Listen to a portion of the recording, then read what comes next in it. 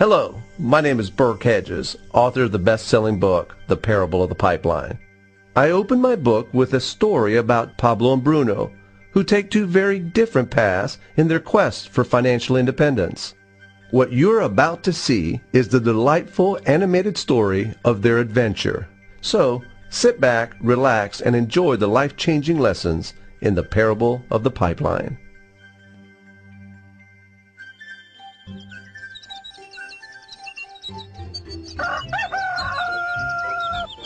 Far away, in a small village, near a beautiful valley, lived two friends, Pablo and Bruno. They were both young and dreamed of a better life for themselves.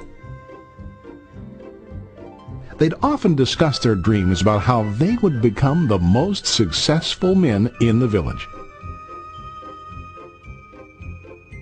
They weren't afraid of hard work, and they searched for opportunities to help realize their goals and achieve their dreams. One day, an opportunity presented itself.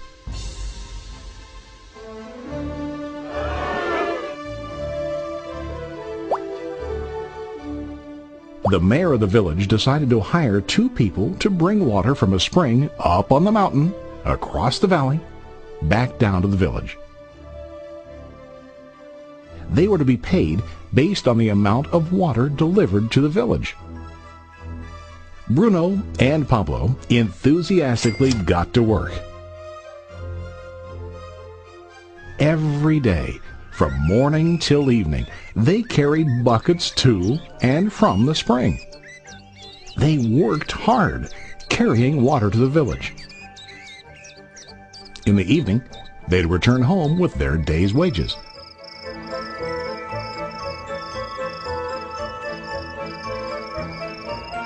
Bruno was satisfied with his work and the money he earned. He was sure that with this work he could achieve his dreams. Bruno thought that to increase his wages he could use bigger buckets to bring more water each trip.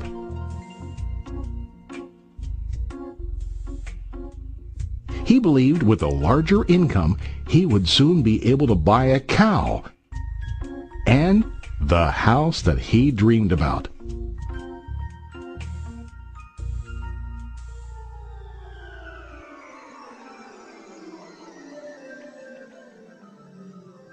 Now Pablo was not satisfied. At the end of the day, his back and hands ached, and he was exhausted. He was looking for an easier way to earn more. One day an idea occurred to Pablo.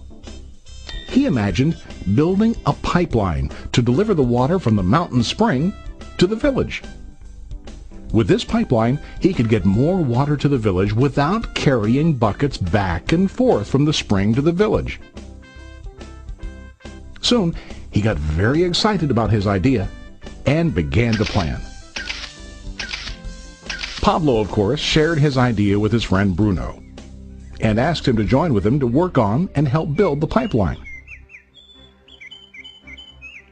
Bruno thought the idea was crazy. All Bruno could think about was what his money could buy today and how to get it quicker. He felt that building a pipeline would slow him down and delay him in achieving his goals. Instead, Bruno got bigger buckets and went more often back and forth fetching water. He was sure that with this method he could make more money. Pablo decided to build the pipeline on his own. He understood that it would not be easy to build, and it would take time to complete the pipeline. Pablo knew that it could take several years to finish, but he set his mind on his goal. Every day he worked and carried water like before.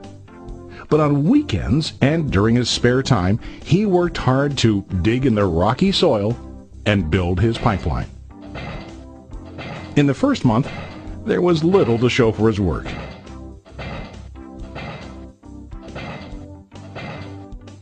Bruno and the villagers laughed and teased him. They called him Pablo the Pipeline Man. During this time, Bruno's income doubled. He already bought a cow and a bigger house. His lifestyle changed. He now spent time after work in the bar, enjoying his hard-earned wages from delivering water.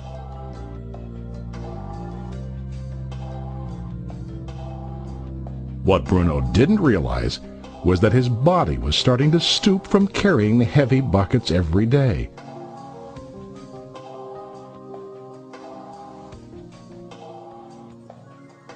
His face looked worn and his body tired. Soon, he began to carry less and less water due to the wear and tear on his body.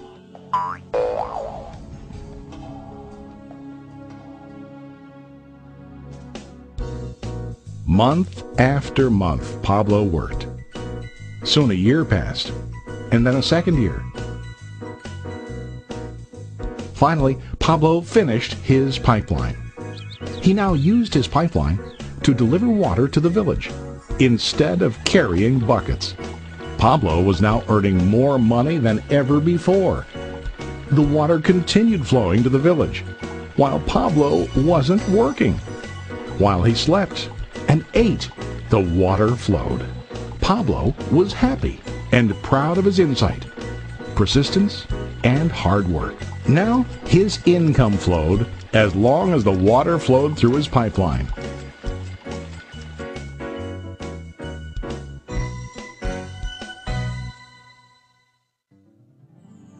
The story of Bruno and Pablo is a reflection of life.